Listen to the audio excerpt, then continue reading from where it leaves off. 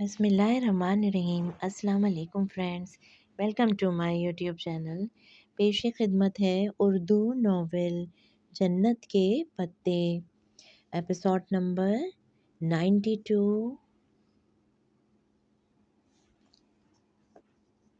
Mummy کو ابھی ترکی سے جانے میں چند دن تھے، مگر اس کا کام ختم تھا، سو وہ جرمنی چلا آیا۔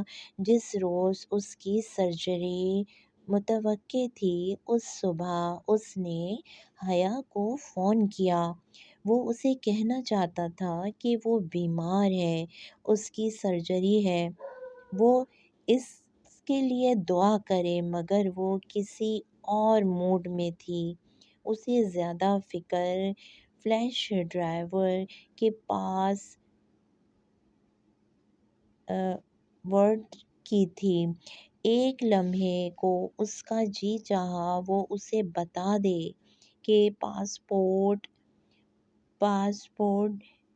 ہی ہے دنیا کا آسان ترین پاسپورٹ۔ وہ ویڈیو کھولتے ہی اسے کال بیک کرے گی۔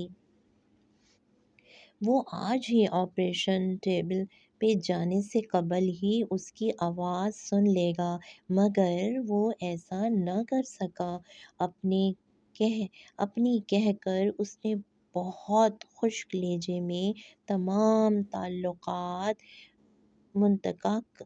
ختم کرنے کا فیصلہ سنایا اور فون رکھ دیا۔ بے حد بے قراری کیفیت میں جہان نے پھر سے اس کا نمبر ڈائل کیا، مگر اب وہ فون اٹھانے سے بھی انکاری تھی۔ وہ جہان سے بھی بدظن تھی اور وہ اپنے نمبر سے کال کر کے کسی لمبی چوڑی صفائی کے موڈ میں نہ تھا، سو بددلی سے اس نے فون ایک طرف رکھ دیا۔ آپریشن سے قبل ڈاکٹر نے آخری دفعہ پوچھا تھا، کیا تمہیں یقین ہے کہ تم آپریٹ کروانا چاہتے ہو؟ وہ اس وقت آپریشن ٹیبل پہ لیٹا ہوا تھا، ہسپتال کے سبز گاؤن میں ملبوس۔ اس کا چہرہ بھی پس مردہ سا لگ رہا تھا۔ آخری دفعہ اس نے آپریشن تھیٹر کی چھت، لائٹس اور تیار ہوتے ڈاکٹرز اور اسٹاف کو دیکھا اور سر ہلا دیا۔ وہ اپنے رسک پہ سرجری کروا رہا تھا، سارے دوریاں اس کے کھاتے میں ہی لکھے جانے تھے۔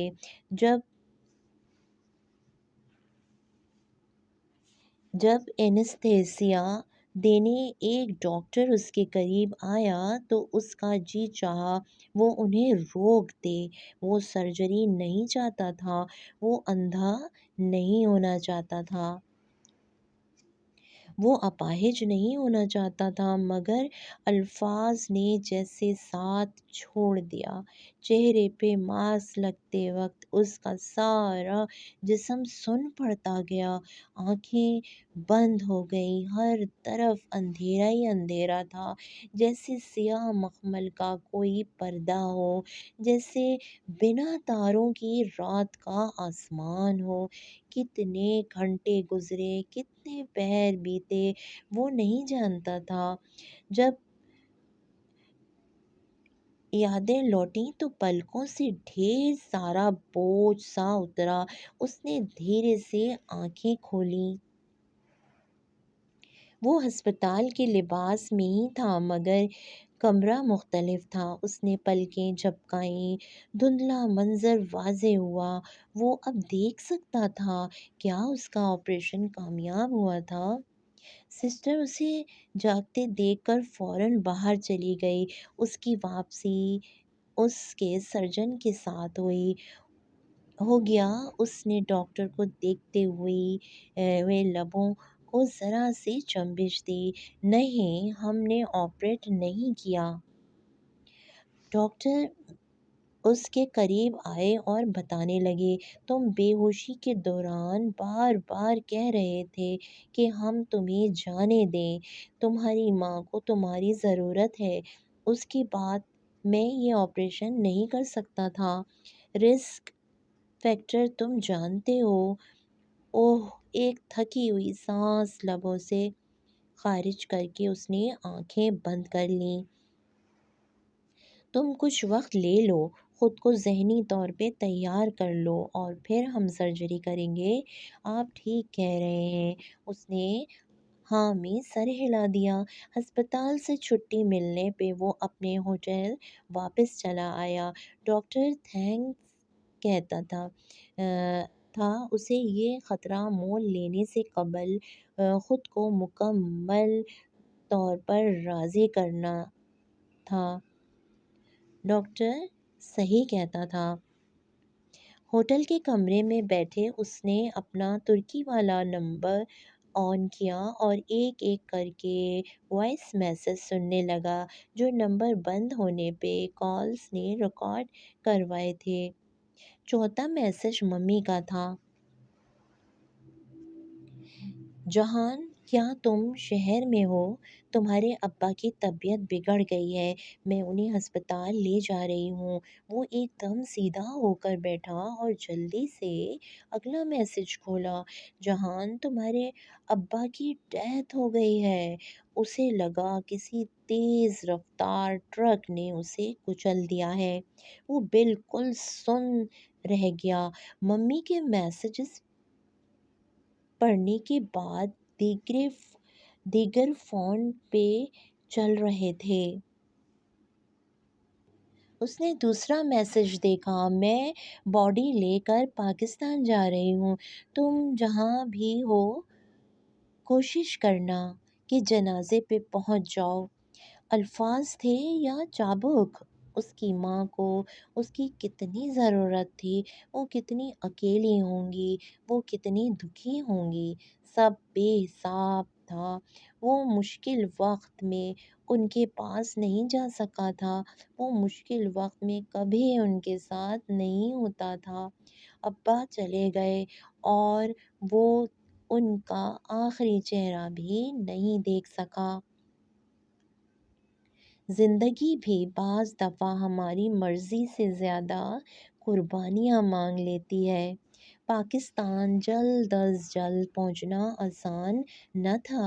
اس کی آزادی کی ڈور کسی اور کے ہاتھ میں تھی۔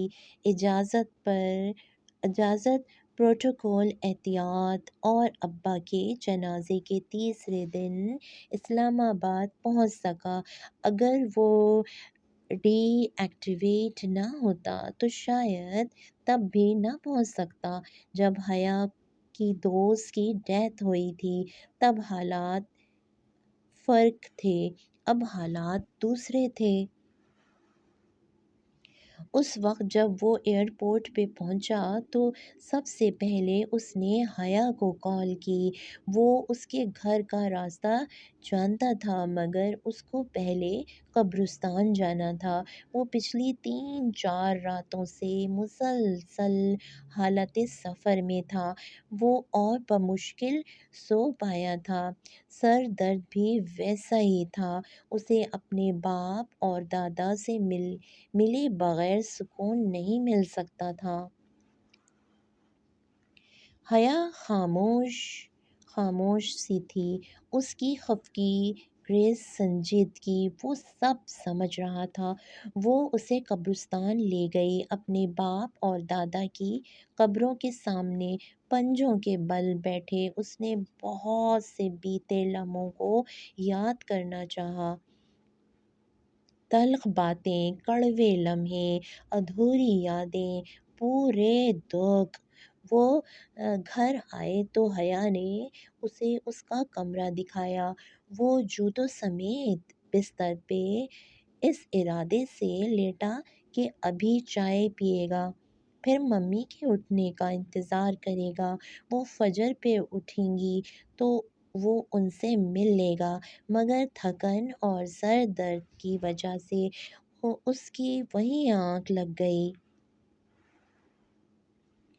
جب وہ جاگا تو دوپہر ہو چکی تھی۔ سائڈ ٹیبل پہ ابھی تک چائے کی پیالی رکھی ہوئی تھی۔ حیا اس کے لیے فوراً چائے لے آئی تھی۔ اس کا مطلب تھا اس کی خفگی اتنی نہیں تھی کہ وہ اسے دور نہ کر سکے۔ وہ فریش ہو کر نیچے آیا تو فرقان ماموں سمیت سب وہاں موجود تھے۔ حیا گھر پہ نہیں تھی، وہ اپنی دوست کے ساتھ شاپنگ پہ گئی ہوئی تھی۔ حیا اور حیا کے شوق فرقان ماموں اور سائمہ ممانی اسے باتوں باتوں میں کافی سنا گئے۔ ان کے نزدیک اس کا رویہ قابل مذمت تھا۔ بیٹا باپ کے جنازے پہ نہ پہنچے، ایسی بھی کیا مصروفیت؟ وہ خاموش رہا۔ رات کھانے پہ فاطمہ باجی نے اس کا پروگرام پوچھ کر بہت اپنائیت سے کہا تھا، الگ اپارٹمنٹ کی کیا ضرورت ہے، یہی گھر ہے سبین کا۔ وہ کتنے ہی دن بعد پہلی دفعہ مسکرایا۔ وقت کیسے بدلتا ہے، لوگ کیسے بدلتے ہیں، رشتے کیسے بدلتے ہیں۔ فاطمہ مامی کی خواہش بھی بجا تھی، مگر اسے لگتا تھا اس کے نصیب میں پاکستان میں رہنا لکھا ہی نہیں ہے۔ ہاں، شاید جب وہ ترکی کے لیے ناکارہ ہو جائے تو کچھ عرصے یہاں رہ جائے، مگر اپنے پلانز ان لوگوں سے ابھی شیئر نہیں کرنا چاہتا تھا۔ حیا اس سے ویسے ہی کھنچی کھنچی رہتی تھی، کبھی شاپنگ کے بہانے، کبھی کسی اور کام کے لیے وہ اس کے ساتھ لے جاتا، اس سے ہلکے پھلکے انداز میں بات کرنے کی کوشش کرتا، لیکن وہ ویسے ہی رہتی۔ وہ انتظار کر رہا تھا کہ کب وہ اپنے دل کی بھڑاس نکالتی ہے، مگر وہ خاموش تھی، بالکل خاموش۔ ہاں، جب کبھی وہ اسے دیکھ رہا ہوتا وہ محسوس کر کے چونکتی اور فوراً اس کی طرف دیکھتی، مگر اس کے چونکنے اور گردن موڑنے تک وہ نگاہوں کا زاویہ بدل چکا ہوتا تھا۔ بالآخر فرقان ماموں کی بیٹی کی منگنی کی رات اس نے حیا سے بات کرنے کا فیصلہ کیا۔ وہ کافی بنا کر اس کے پاس آیا۔ اس نے دیکھا حیا نے وہی موتیوں والے ایئررنگز پہن رکھے تھے جن کی وجہ سے عائشہ بہت ہرٹ ہوتی تھی۔ وہ دونوں چھت پہ جھولے پہ جا بیٹھے تو اس نے طیب حبیب کا ذکر چھیڑا کہ وہ اس کو کیسے جانتی ہے۔ عبد الرحمن پاشا امت اللہ حبیب پاشا کا بیٹا۔ حیا کی بات پہ وہ چونکا۔ عبد الرحمن، اوہ! وہ غلط سمجھی تھی۔ اس نے طیب حبیب کی تصویروں کو عبد الرحمن سمجھا تھا۔ وہ تو تصاویر ہی نہیں بنواتا تھا، صرف ایک تصویر تھی بہارے کے پاس اس کی، ورنہ گھر میں تو ساری تصاویر طیب حبیب کی تھیں۔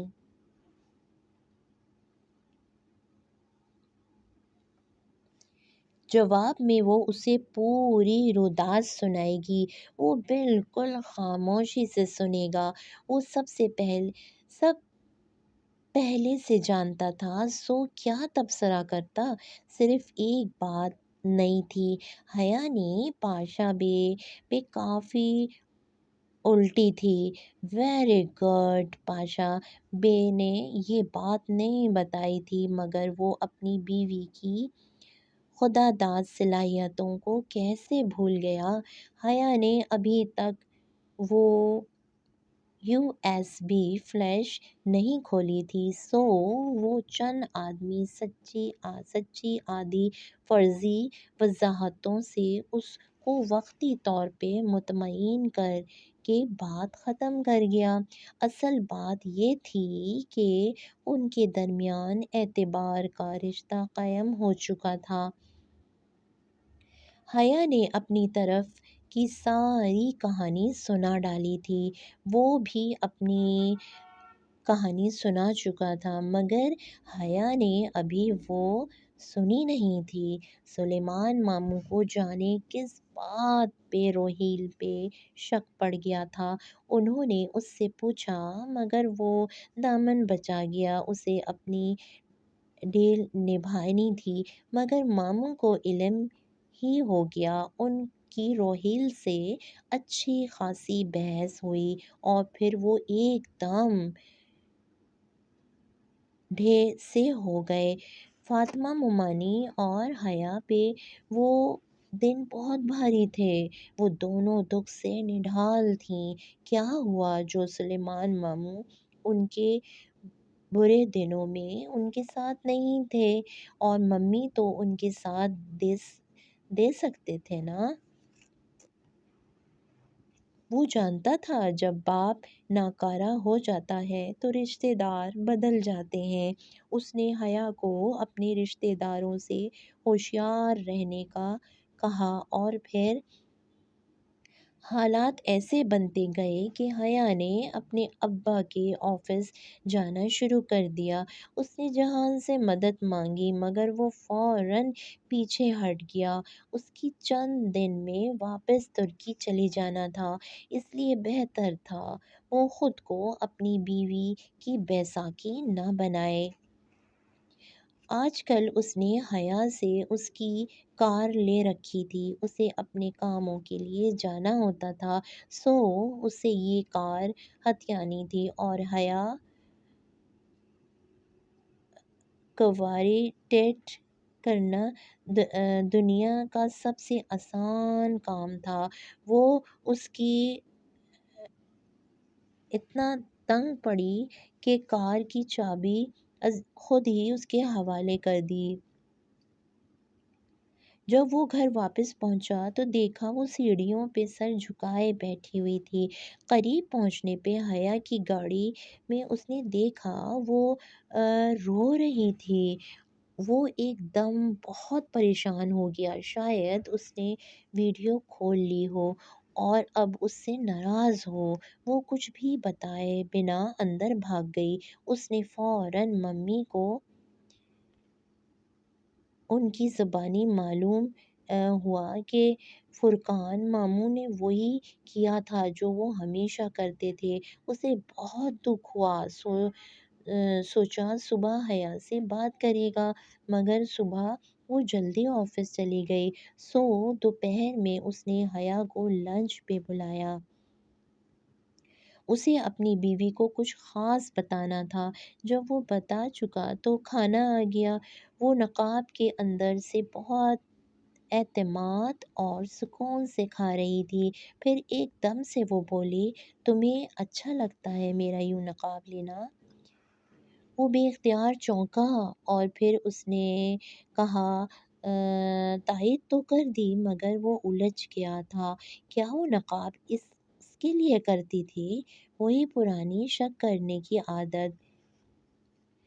وہ واقعتاً قدرے بے یقین ہو گیا تھا، پھر بھی اس نے سوچا کہ جانے سے قبل حیا سے اس بارے میں بات ضرور کرے گا۔ جس دن اس کے نانا کی برسی تھی، اس شام فاطمہ ممانی نے اسے لاؤنج میں روک لیا۔ وہ ذرا جلدی میں تھا، مگر اتنا بھی نہیں کہ ان کی بات ہی نہ سنتا۔ ابھی اس کی فلائٹ میں وقت تھا۔ ممی کو اس نے صبح ہی بتا دیا تھا اور حیا کو بھی بتا دے گا۔ اگر ملاقات ہوئی نہیں تو ممی بتا دیں گی۔ کیا تم حیا کو سمجھا نہیں سکتے؟ فاطمہ ممانی بہت مان سے اس کو کہہ رہی تھی کہ وہ حیا کو سمجھائے تاکہ وہ اپنی ضد چھوڑ دے۔ وہ تحمل سے سنتا گیا۔ حیا آ گئی تو ممانی چلی گئیں۔ دونوں کے درمیان ذرا تناؤ تھا۔ ان کے جانے کے بعد کچھ سوچ کر وہ اس کے پاس آیا۔ اس رات باہر بہت زور کی بارش ہو رہی تھی۔ اس برستی بارش کے دوران اس نے حیا سے جاننا چاہا آیا کہ وہ اس کے لیے اپنا نقاب چھوڑ سکتی ہے۔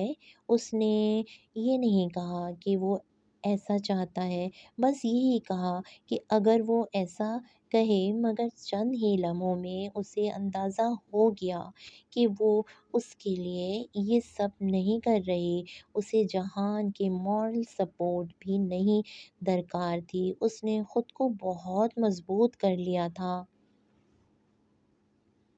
اب مزید کیا پرکھنا، کوئی وضاحت، کوئی امید، کچھ بھی تھمائے بغیر وہ وہاں سے چلا آیا۔ اسے جانا تھا، اس کا کام اس کا انتظار کر رہا تھا۔ یہاں سے اسے پہلے استنبول جانا تھا۔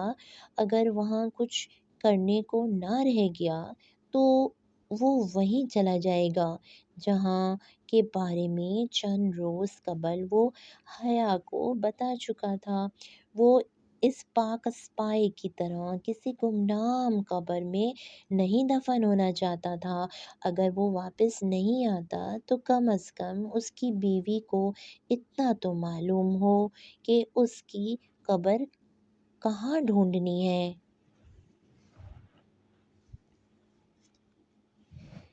دوستوں، ہماری یہ ناول بہت جلد اپنے اختتام پہ پہنچنے والی ہے، ختم ہونے والی ہے۔ یہ دیکھیے، یہ اس کے اتنے سے پیجز اور رہ گئے ہیں۔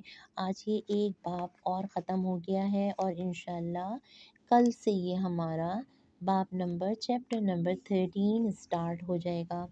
تو میں نے آپ سے پہلے بھی پوچھا تھا کہ آپ میرے کامنٹ سیکشن میں مجھے یہ بتائیے کہ یہ ناول ختم ہونے کے بعد آپ کون سی ناول سننا پسند کریں گے۔ تو آپ بہت سارے لوگ سن رہے ہیں، تقریباً میرے پاس ویوز بہت آئے ہوئے ہیں، 1000 تک بھی ویوز آئے ہوئے ہیں۔ تو آپ سب لوگ مجھے کامنٹ سیکشن میں یہ بتائیے تاکہ میرے لیے ایزی ہو جائے کہ مجھے کون سی ناول اب پڑھنی چاہیے، کیونکہ میں بہت کنفیوز ہوں۔ یہ میری ناول ختم ہونے والی ہے، اس کے بعد میں دوسری ناول اسٹارٹ کروں گی۔ تو میں امید کرتی ہوں آپ سب لوگ مل کے مجھے جلدی جواب دیں گے اور مجھے مشورہ دیں گے کہ مجھے کون سی ناول شروع کرنی چاہیے۔ اگر میرے پاس 50% یا 60% لوگوں کا جواب سیم آتا ہے، میں ووٹنگ کروں گی تو پھر میں وہی ناول انشاءاللہ اسٹارٹ کر دوں گی۔